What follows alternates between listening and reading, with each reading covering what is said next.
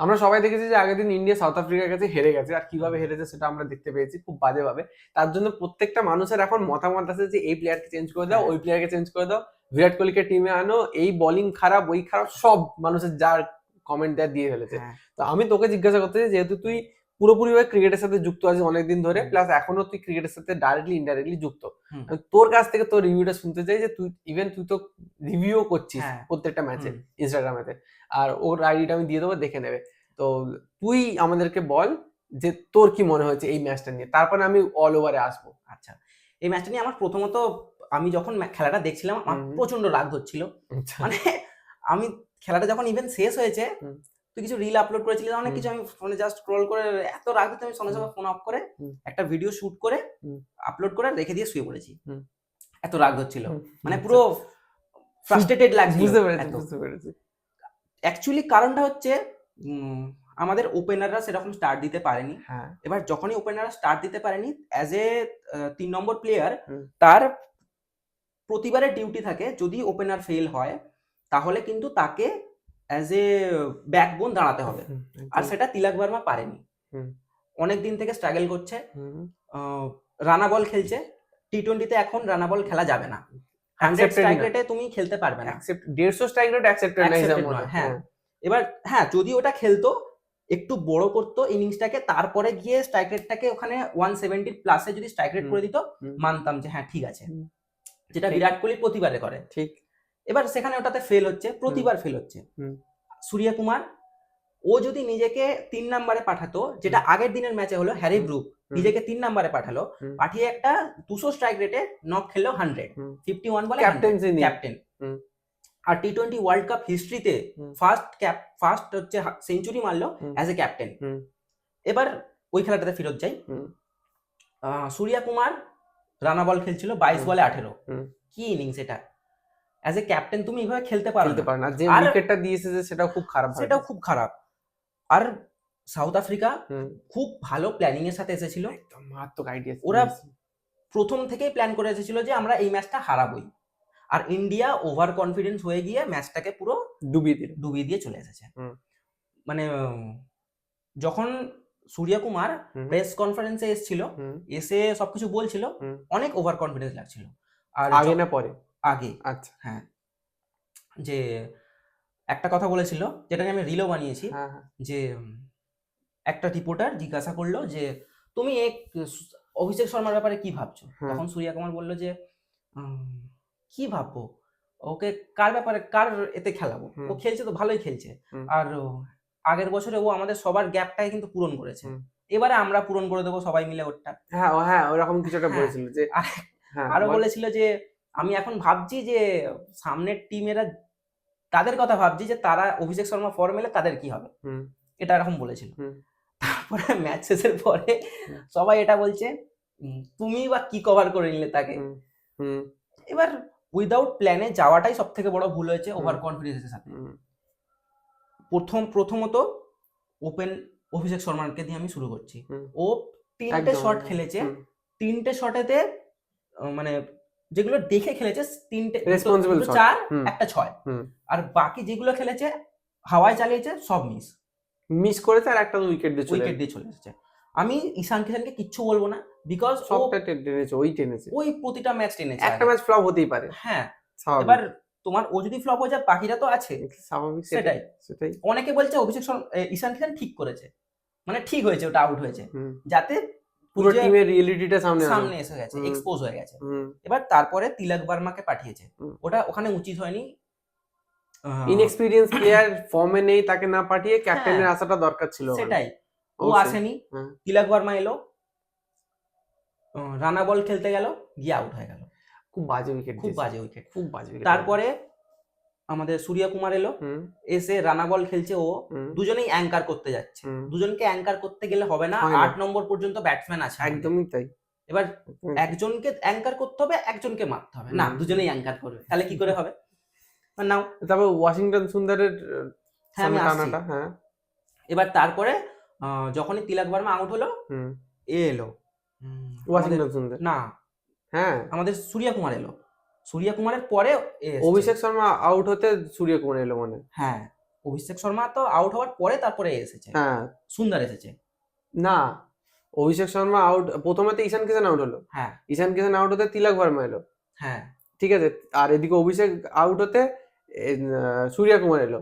তো না। তিলক আর সূর্য কুমার খেলছিল, ফিফথে নামলো ওয়াশিংটন সুন্দর। আমার খেয়াল পড়ছে না। হ্যাঁ ওটাই, আমি আচ্ছা। মনে আছে ওটা। হ্যাঁ ওটা যেটা হলো, হুম এবার ওয়াশিংটন সুন্দরকে কেন খেলিয়েছে এটা সবার প্রশ্ন। হুম কারণ ও হচ্ছে এই ওয়ার্ল্ড কাপের আগে তো কিছু খেলেনি, ইনজিওর্ড ছিল, হুম সেখানে খেলানো হয়নি, হুম ফর্মে অতটা ছিল না, হুম তার সত্ত্বেও ওকে অফ স্পিনার হিসাবে খেলাচ্ছে। হুম আর একটা জিনিস সব থেকে বড় কথা, যে ওকে প্রথম থেকেই ভেবে নেওয়া হয়েছে যে ও দ্বিতীয় অশ্বিন হবে, হুম এটা সব থেকে বড় ভুল। হুম ওর খেলা হিসাবে দেখে ওকে নিক, হ্যাঁ ও খুব ভালো বল করে অবভিয়াসলি, হুম কিন্তু একজন ভাইস ক্যাপ্টেনকে তুমি ড্রপ করে ওয়াশিংটন সুন্দরকে নিচ্ছ।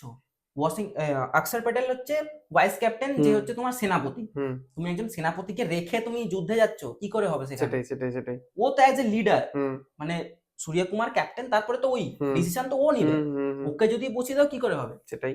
এবার অক্ষর প্যাটেল প্রতিটা ইম্পর্টেন্ট, মানে মোস্ট অফ দ্য ইম্পর্টেন্ট ম্যাচেসে ও রান বানিয়েছে, কিছু আর না কিছু করে গেছে, ভালো বোলিংও করেছে। হুম। হ্যাঁ উইকেট না নিতে পারুক, অথচ করেছে, ইকোনমি দিয়ে গেছে, হ্যাঁ রান খুব শর্ট করেছে, আর একদম একদম।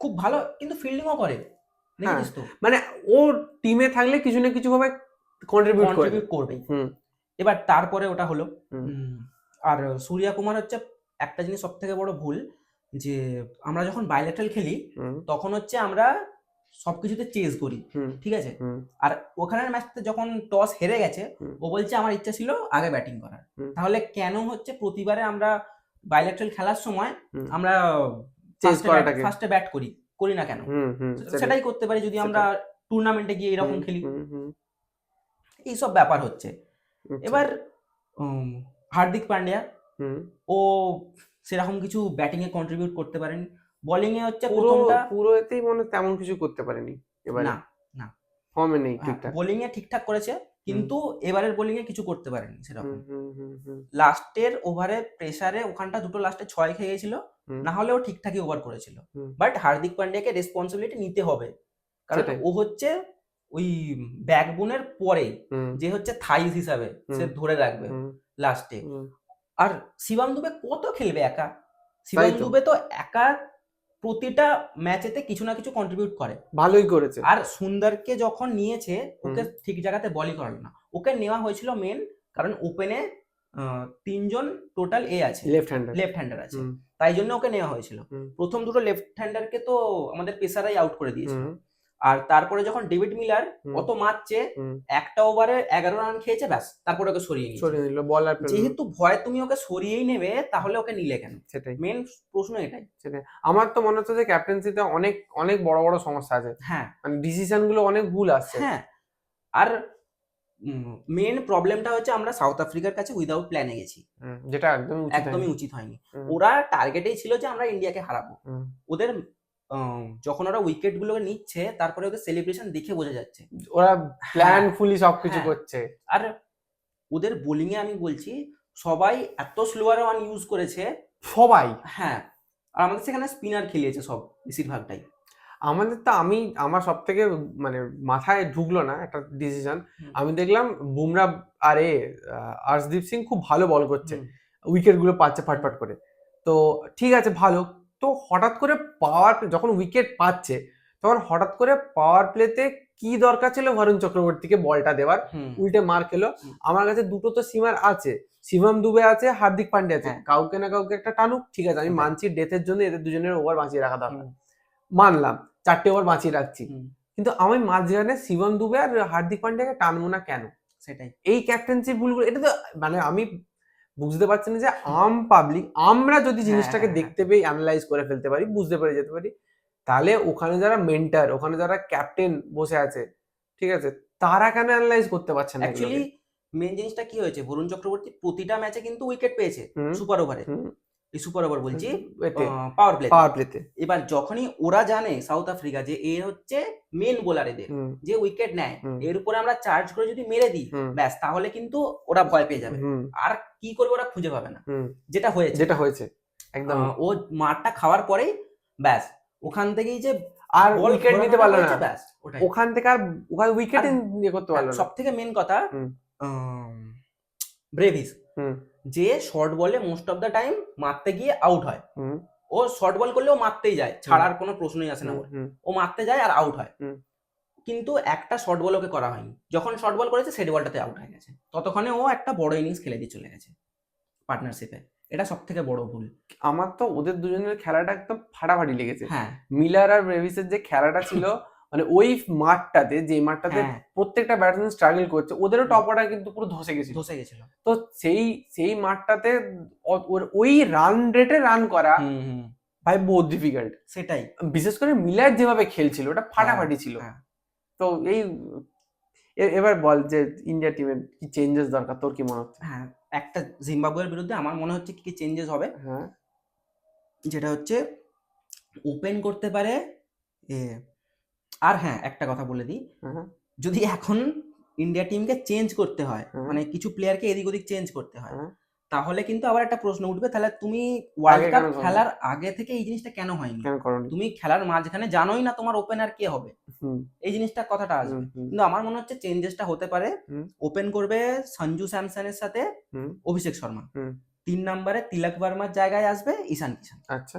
তারপরে যেমন আমাদের সূর্যকুমার, তারপরে তুই বলছিস তিলক ভার্মাকে ড্রপ করবে, হ্যাঁ করে স্যামসনকে দিয়ে ওপেন করি, ঈশান কিষানকে লো আসবে, হ্যাঁ 3 নম্বরে আসবে, যেটা ও নর্মাল বাইল্যাটারালে ভালো খেলছিল। আমার মনে হয় তো ঈশান কিষান কখনোই ওপেনার হিসেবে ভালো পারফরমেন্স আগে দেয়নি, এখন দিচ্ছে সেটা বলছি না। ও যতদিন আইপিএল খেলেছে ওয়ান ডাউনেই তো নামতো মুম্বাইয়ের হয়ে, দেখতাম মুম্বাইয়ের হয়ে নামতো, তারপরে তো এতে ওই হায়দ্রাবাদে গেল, তখন ওপেন করতো না, ওপেন করতো না, ও ওয়ান ডাউনেই নামতো দেখেছি ম্যাক্সিমাম। হ্যাঁ। এবার ওরা হলো, তারপরে আসবে অক্ষর প্যাটেল, ওয়াশিংটনকে ড্রপ করে অক্ষরকে খেলানো উচিত, আমার মনে হয় এটা করবে পরের ম্যাচে।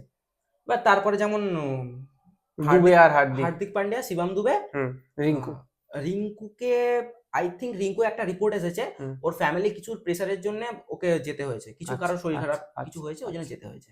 আচ্ছা, এবার ওর জায়গায় কে খেলবে সেটা আমি বলতে পারছি না। আর তারপরে যেরকম আমাদের ওই লাইন আপটা ঠিকই থাকবে, হ্যাঁ, কারণ আমি বলবো না যে বরুণ চক্রবর্তীকে তুমি টিম থেকে সাইড করতে পারো, অসম্ভব, নাম্বার ওয়ান বলার, ওকে করতে পারবে না। হ্যাঁ ঠিক আছে, আগের ম্যাচটা আমি ব্লেমটা দিচ্ছি বরুণ চক্রবর্তীকে না, ক্যাপ্টেন্সিকে, যে কাকে কোথায় ইমপ্লিমেন্ট করতে সেটা ওরা ধরতে পারেনি। তার মানে এটা না যে বরুণ চক্রবর্তী খারাপ বলার, বরুণ চক্রবর্তী খুব বেস্ট বলার বলতে পারে এই মুহূর্তে, স্পিনে বেস্ট। তবে আগের দিন এদের স্পিনারটা ভাই যা ঘোরাচ্ছিল, ওই কি মপে না কি নাম, হ্যাঁ হ্যাঁ হ্যাঁ হ্যাঁ মিডল লাইন থেকে অফ স্টাম্পের উইকেট বেল্টটা টুক করে উড়িয়ে দিচ্ছিল, খুব দারুণ ঘুরিয়েছে, দারুণ ঘোরাচ্ছিল। জানি না ওয়েস্ট ইন্ডিজের এগেইনস্টে আমাদের কি হবে, আর ওরা 255 রান করে দিচ্ছে, বলও অত সুন্দর করছে, ভাই চাপ তো লাগছেই। এবার এখান থেকে ইন্ডিয়ার কোয়ালিফিকেশনটা করার ওদের নিজেদের হাতেও আছে, যেটা আমি বলে দিচ্ছি। বল। কালকে জিম্বাবুয়ের সাথে খেলা আছে, ইন্ডিয়া যদি প্রথম ব্যাট করে তাহলে ইন্ডিয়াকে রান করতে হবে 200, সেখানে ওই জিম্বাবুয়েকে অল আউট করতে হবে 123-এর ভিতরে। আচ্ছা। আর ইন্ডিয়া যদি সেকেন্ড ব্যাট করে তাহলে জিম্বাবুয়েকে 120-এর মধ্যে অল আউট করতে হবে, আর ওই রানটা চেজ করতে হবে 8.4 ওভারের মধ্যে, তাহলে একটা ভালো রান রেটের সাথে নেট রান রেট থাকবে, আর ওই 2 পয়েন্ট নিয়ে একটা ভালো জায়গায় চলে যাবে। আর তারপরের ম্যাচে ওয়েস্ট ইন্ডিজকে হারাতে হবে, তাহলে হবে। মানে নেট রান রেটের খেলটা তোমাকে পরের ম্যাচটাতেই কাজ করে নিতে হবে, না হলে ওয়েস্ট ইন্ডিজের এগেইনস্টে ওটা ফেলে রাখার জন্য ভাবলে হবে না, চাপ খেয়ে যাবে। ওয়েস্ট ইন্ডিজ তো দেখে যা মনে হচ্ছে ওরা 2016-র থেকেও বেশি আরো মারাত্মক ফর্মে এসেছে। হ্যাঁ, যেভাবে খেলছে ব্যাট চালালেই জয়, 255 টার্গেট, 254 রান। হ্যাঁ, আইপিএল এ হয় না। অ্যাকচুয়ালি ওদের সবাই যেরকম খেলছে, ওরা কিন্তু কেউ ভুলভাল খেলছে না, আগে যেরকম খেলতো, ক্রিকেটিং শট খেলছে আর প্লাস পাওয়ার আছে, সেই জন্য ক্রিকেটিং শট প্লাস পাওয়ার মানে তো হয়েই গেল। হ্যাঁ, আর কার কি করার আছে? আগে তো সমস্যা ওখানে যে ক্রিকেটিং শট ওরা খেলতো না, ছুড়তো ব্যাট। এখন যদি সেটাও ঠিক হয়ে যায় আর কি আছে সমস্যা। এখন যে ওদের ক্যাপ্টেনটা আছে ওয়েস্ট ইন্ডিজের, হোপ, আচ্ছা হ্যাঁ, ও খুব ভালো উইকেট কিপার, হ্যাঁ হ্যাঁ খুব ভালো ক্যাপ্টেন্সি করছে আর ক্লাসিক শট খেলে। আচ্ছা, তো বেসিক্যালি তুই বলতে চাইছিস যে যা ডিসিশন হওয়ার মোটামুটি কালকেই হবে। কাল কি হবে? হ্যাঁ। কালকে যদি কম রানে মানে ওই নেট রানেরটাকে না এদিক ওদিক করতে পারে, হ্যাঁ হ্যাঁ, তাহলে তাহলে গল্প কিন্তু আবার খারাপ একটা আছে। জিনিস আছে, হুম। তাহলে কিন্তু সাউথ আফ্রিকাকে 3টে ম্যাচ জিততে হবে, বাকি দুটো যে ম্যাচ আছে ওই দুটো জিততেই হবে সাউথ আফ্রিকাকে। তাও তো চাপ, কারণ ওয়েস্ট ইন্ডিজ যদি একটা ও হ্যাঁ, ইন্ডিয়াকেও হারাতে হবে দুটোই, ইন্ডিয়াকে তো অবভিয়াসলি দুটো হারাতেই হারাতেই হবে, হবে, আর সাউথ আফ্রিকাকে সবকটা বাকি জিততে দুটো হবে। জিততেই হবে। মানে ওয়েস্ট ইন্ডিজকে যদি সাউথ আফ্রিকা হারায়, হ্যাঁ, আর তাহলে ইন্ডিয়া হচ্ছে যদি ভালোভাবে জেতে, হ্যাঁ তবে গিয়ে তবে কোয়ালিফিকেশন। কোয়ালিফাই হবে। চাপ খুব কেস, চাপ। পুরো খুব চাপ কেস। মানে এইরকম সিচুয়েশনে পড়ে যাবে ইন্ডিয়া, ফট করে ভাবা কেউ যায়নি, ভাবতে পারেনি কেউ এটা। ভাবতে পারেনি। মানে একটা ম্যাচ ডিসাইসিভ হয়ে গেল, হ্যাঁ। তাও যদি ভাই যদি কাছাকাছি রান নিয়ে গিয়ে হারতো, এতটা কষ্ট এতটা হতো কষ্ট না। হতো না। মানে ওই আর 100 কত করে হেরে যাওয়াটা। আমার একটা জিনিস সব থেকে বড় ভুল লেগেছে খেলাতে, হুম, যখন 8 ওভারের পরেতে এমন মনে হচ্ছিল হুম, হার্দিক পান্ডিয়া আর হার্দিক পান্ডিয়ার সাথে কে ছিল, রিঙ্কু সিং। না রিঙ্কু ছিল না, তাহলে রিঙ্কু এসে ফার্স্টে বলেই আউট ও হয়ে গেছে, শিবম দুবে ছিল। শিবম দুবে ছিল। হ্যাঁ, ওরা যখন ব্যাট খেলছে করছিল, হ্যাঁ, ওদেরকে দেখে মনেই হচ্ছিল না ওরা চেস ম্যাচটা করার জিততে ইচ্ছা, যাচ্ছে। চেস করার ইচ্ছা আছে। হ্যাঁ, ঠিক ঠিক ঠিক। ওরা রানা বল খেলছে, রানা হুম, বল খেলছে, হুম, ওখানে রানা বল খেললে হবে না, যদি প্রথম থেকেই ওরা যদি মারতে শুরু হুম, করতো হুম, একটু ঠিকভাবে দেখে, তাহলে এমনি ও রানটা 140-র কাছাকাছি চলে যেত। হুম। আমরা 111-তে অল আউট হয়ে গেছি, আমরা যদি রানটা 150-র উপরে করে দিতাম, আমাদের এত চাপ এতটা থাকতো চাপ না। থাকতো চাপ না। থাকতো না। কি বাজে অবস্থা। আর উম, হার্দিক পান্ডিয়া 18টা বল খেলে হুম, 17 না কত রান হুম, করেছে, হুম, হুম, এটা একদম হয়নি, হুম, ঠিক হুম, হয়নি। হুম, তারপরে ওই 15 ওভারের শেষ হলো, হুম, তারপরে ফার্স্ট বলেই আউট হয়ে গেল, রিঙ্কু সিং এলো, সেই ফার্স্ট বলে মারতে গিয়ে আউট হয়ে গেল, হুম। তখন আর কিছু ছিল না। য- কিন্তু শিবম দুবে অনেকটা টেনেছিল। ঠিক আছে, ও ও কিন্তু মানে আমি যেটা লাস্টে বুঝতে পারলাম, যে হার্দিক পান্ডিয়া যখন ফিল্ডে ছিল, মাঠে খেলছিল, তখনও অবধি কিন্তু ভেতর থেকে ইনস্ট্রাকশন এটা আসেনি যে নেট রানটা বাঁচাও। হুম, আমার মনে হলো যে রিঙ্কু সিং আউট হয়ে যাওয়ার পর যেন কেউ এসে শিবম দুবেকে বলে গেল যে তুমি ব্যাট করো, যতটা রান খিঁচে আনা যায় খেঁচো, নেট রানটা বাঁচাও। হ্যাঁ, আমার মনে হয় এই হুম, ইনস্ট্রাকশনটা হুম, তখন এলো, তখন এলো, কারণ দেখছিলাম তো ও ভালো শট মারছে, 2 রান পসিবল, সেগুলো তো রান রান নিচ্ছে না, নিচ্ছে না। ছুটছিল না হুম। একদম। তো কারণ এই ওদিকে আর কেউ ব্যাটিং তো নেই, কে ব্যাট ভাই করবে, ইন্ডিয়ার লাস্ট 3টে প্লেয়ার ব্যাট ধরতেই ব্যাট জানে না। ধরতে জানে না। অথচ আমরা কালকে জিম্বাবুয়ের খেলা দেখলাম, না জিম্বাবুয়ে ব্যাট করছিল জিম্বাবুয়ে ব্যাট লাস্টে, করছে, লাস্টে প্লেয়ারটা কত অ্যাডামস। সুন্দর ব্যাট করছে, অ্যাডামস ইভান সামথিং ছিল হ্যাঁ না, কত সুন্দর ব্যাট করছে, ক্রিকেটিং শট খেলছে। ফাটাফাটি খেলছিল ভাই। আমি তোকে বললাম ইন্ডিয়া টিমের কোনো প্লেয়ার নেই হ্যাঁ। যার রিফ্লেক্স এত ভালো ব্যাটিং এ, ওটাই বললাম আমি হ্যাঁ, তোকে। এত সুন্দর টাচ দিচ্ছিল, ভাবনার বাইরে। মানে ও কি চোখ সেট, ওই হ্যাঁ, লাস্টে 8টা না 9টা উইকেট পড়ে গেছে তখন তখন প্লেয়ারটা খেলছে খেলছে লাস্ট উইকেট ওটা। লাস্ট উইকেটে। হ্যাঁ, কি ভয়ঙ্কর কেস। আর আমাদের ইন্ডিয়ান ব্যাটসম্যান বলাররা তো বোলাররা ভুলেই যাও, ভুলে জানি যাও। না কেন এখন এরকম হয়েছে, কেউ ব্যাটিং হয়তো করেই না, খুব আগে কম। ওইরকমই ছিল। আর না আগে তাও লাস্টের দিকে ওরা মানে ব্যাটসম্যানরা বল করতো, আর যারা বোলার ছিল তারা ব্যাটিং করতো, আমি এখন যেটুকু এটা হয় না একদম। আমি যেটুকু ফলো করেছি, এই সিস্টেমটা একমাত্র লাগু হয় যে বলাররাও ব্যাট করতে পারে টেস্টে। হুম, টেস্টের ব্যাট বলার যারা হয় তাদেরকে ব্যাট করানো হয়, হুম, যে তোমরা শেষে ড্র করাতে হবে তোমাদেরকে ধরে হলেও। হ্যাঁ, হ্যাঁ, কিন্তু টি-20 ওয়ানডেতে আমি না, না, দেখিনি না, না, ইন্ডিয়ার কোনো বলার ব্যাট করছে। কেন করে না ইভেন আমাদের ওটা শুরুতে প্রবলেম আছে। হ্যাঁ, তুই কোচিং এ গেছিস, হুম, তুই হুম, জানিস যারা বলার তারা বলই করে যায়, বলই করে যায়, ব্যাট ধরেই খুব না। লাস্টে একটুখানি ব্যাটিং করে হুম, শেষ। হুম, হুম, হুম, হুম। না, আমার একটা স্টুডেন্ট আমাকে বলছিল যে আমি তো ব্যাট করিই না, ও আচ্ছা, বোলিং প্র্যাকটিস করে, ফাস্ট বোলিং। ও বলছে আমি ব্যাট ধরি না কোনোদিনও, ব্যাট ধরতে জানি না ঠিক করে। সমস্যা, এটা সমস্যা। কি করে সম্ভব হুম, না? আর তুমি শুধু একটা জিনিসের উপরে করে এখন তুমি যাওয়াটা খুব মুশকিল। ইন্ডিয়া টিমে চান্স পাওয়া তো ভুলেই যাও, হুম। ঠিক আছে? অলরাউন্ডার হয়েও লোকে হ্যাঁ, পাচ্ছে না। বোলার যদি খুব ভালো হয় তাহলে সে পেতে পারে, নালে এক্সিলেন্ট হতে হবে, নাহলে হবে না। 135 এর উপরে বল করতেই হবে। যেটার জন্য বুমরা টিকে আছে। হ্যাঁ, বুমরার কাছে পেস আছে, ভেরিয়েশন আছে, সব সব আছে। আছে। মানে বুমরাকে আমি বলছি যে কমপ্লিট বলার, ওকে ও রিপ্লেস করার মতো ওকে কেউ নেই, না, না, না। ঠিক আছে? কিন্তু আলাদা বলাররা যারা আছে তারা কিন্তু ওই জায়গাটা হোল্ড করে না। আর একটা জিনিস, আমাদের কিন্তু রঞ্জিতে অনেক ভালো ভালো প্লেয়ার আছে, তারা কিন্তু এখনো চান্স পায়নি। ঠিক আছে, সেটা পলিটিক্স মনে হয়।